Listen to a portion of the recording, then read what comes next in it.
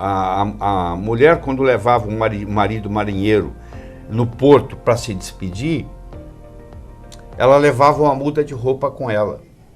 O marido subia para o navio, ela ia numa casinha, trocava, vestia de luto.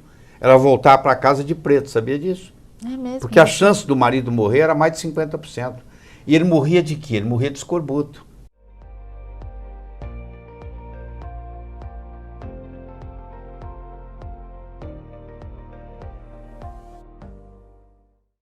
Doutor, queria entrar num assunto também, um assunto que a gente não escuta ninguém falar com respeito e com a atenção que merece, e acredito que só o senhor tem essa capacidade, que é a qualidade da vida sexual das pessoas. Porque Sim. Se as pessoas estão vivendo mais, obviamente que elas também estão vivendo sem desejo, nem dentro nem fora do quarto, né?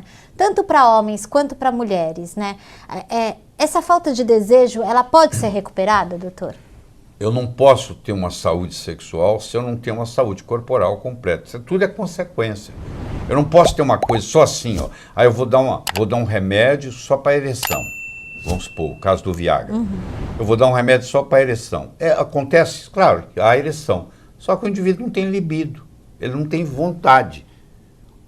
O sildenafila, que é o Viagra, ele não aumenta a libido, ele não aumenta a vontade. Ele simplesmente aumenta a ereção. O sujeito tem aquilo duro, não sabe nem para que serve, vamos pôr um brinco assim. Porque, na realidade, não aumentou prazer nenhum de ninguém, entendeu? É uma ilusão que a pessoa tem. Como o homem tem muito essa história de sexo, ele acha que... E o Viagra é um dos remédios mais vendidos no mundo. Mas eu quero que você entenda que ele inibe a 5-fosfodiesterase e isso compromete também outras vias. Eu conheço gente que ficou surdo ou ficou cego porque tomava Viagra todo dia. Tomar Viagra 1 ou 2 vezes por semana não é nenhum problema. Mas a pessoa que começa a tomar isso todo dia, ela tem consequências outras, porque não é uma coisa, é uma coisa feita pelo homem, entendeu? É uma enzima, é uma inibição. Ele inibe a 5-fosfodiesterase. Por isso que ele mantém o GMP lá e não deixa cair a ereção. Mas isso tem todas que você inibe uma enzima ou um receptor, existe um preço a pagar fisiológico, entendeu? Existe uma consequência. E as alternativas naturais para ajudarem, inclusive na libido e na vontade, elas existem? Tem muitas ervas. Mas eu digo o seguinte, a pergunta que eu faço é a seguinte, quando a pessoa está assim, qual o problema que está por trás? Entendeu? Isso é mais importante ainda. Porque às vezes você resolvendo o problema que está por trás daquilo, você resolve o processo da ereção em si. Você não precisa nem ficar usando artifício. Perfeito. Doutor, estudo muito o que o senhor faz, lhe acompanho, tenho uma profunda admiração, mas acho que a vitamina B12, que é outra grande, não foi descoberta pelo senhor, mas o senhor é pioneiro em falar dela, ela ainda não ganhou, na minha modesta avaliação, a fama que ela precisava ter. As vitaminas, em geral, não ganharam a fama, porque a gente passa 6 anos na faculdade de medicina e o assunto vitamina é tocado assim, muito pouco, entendeu? É impressionante, porque o médico acha que o ser humano não precisa de vitaminas e minerais. Engraçado que na história, todas as faltas de grandes vitaminas deu problema. Se faltava vitamina C, você tinha escorbuto. A mulher, quando levava um marido marinheiro no porto para se despedir, ela levava uma muda de roupa com ela. O marido subia para o navio, ela ia numa casinha, trocava, vestia de luto. Ela voltava para casa de preto, sabia disso? É mesmo? Porque a chance do marido morrer era mais de 50%. E ele morria de quê? Ele morria de escorbuto. Os dentes caíam e ele morria de hemorragia. Você levava 100 marinheiros, vinha menos de 50. O Dr. Linde, que era um médico de navio, ele descobriu que se você espremesse um limão e desse metade de um limão espremido de manhã para o marinheiro, ele não desenvolvia escorbuto. Ele fez o primeiro estudo em medicina. Ele pegou metade dos marinheiros, deu metade de um limão espremido de manhã, e outra metade deu água pura. E onde ele deu água pura, morreu mais de 50% de escorbuto. E onde ele deu metade de um limão espremido, não morreu nenhum.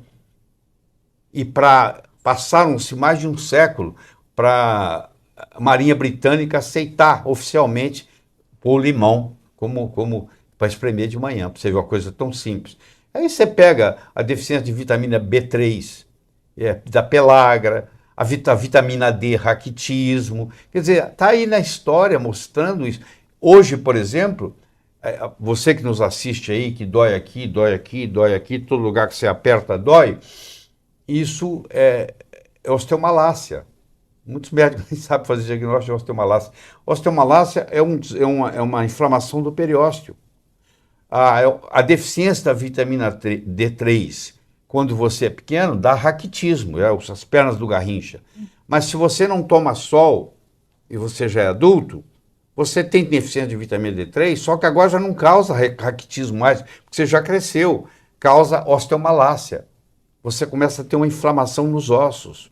E é interessante que o paciente fala para o doutor, para o médico assim, a médica, doutor, a minha dor é no osso, ela é funda aqui. Se o senhor apertar, dói. Se apertar, dói. A gente coloca esses pacientes de vitamina D3, em poucas semanas, acaba a dor. Eles vêm sofrendo há anos, porque eles têm esse medo do sol, entendeu? Olha que coisa interessante. Ninguém fala de vitamina com eles, né, doutor? Você imagina o seguinte, ó, em 1900, 75% das pessoas trabalhavam ao ar livre. Em 1900. Em 2010, só 10% da população trabalha ao ar livre. Você não tem ninguém aqui que trabalha ao ar livre. Não. Vamos raciocinar, vamos pensar junto. Em 1900, 75% das pessoas trabalhavam no sol. Não existia câncer de pele. Em 2010, só 10% da população trabalha no sol. E câncer câncer de pele é o câncer mais comum que existe. E você vai culpar o sol? Não é estranho. É só se raciocinar. Como em 1900, só 75% estava no sol e não tinha câncer de pele. E 1 século e 10 anos depois, só 10% trabalha ao ar livre e o câncer de pele virou o câncer mais comum. Como é que você pode culpar o sol? Me explica. Não é estranho? É bem estranho. O raciocínio começa por aí. Então, isso é uma outra história que já deu muito debate, muita confusão. Mas é o seguinte, o sol é um amigo da gente. Nós vivemos graças ao sol. Você tomar 10, 15 minutos de banho de sol por dia, eu já tomei o meu hoje. É essencial para a saúde, entendeu? Eu não estou falando para você ir lá na praia e ficar 12 horas torrando lá, não. Eu estou falando para você tomar 10, 15 minutos todo dia.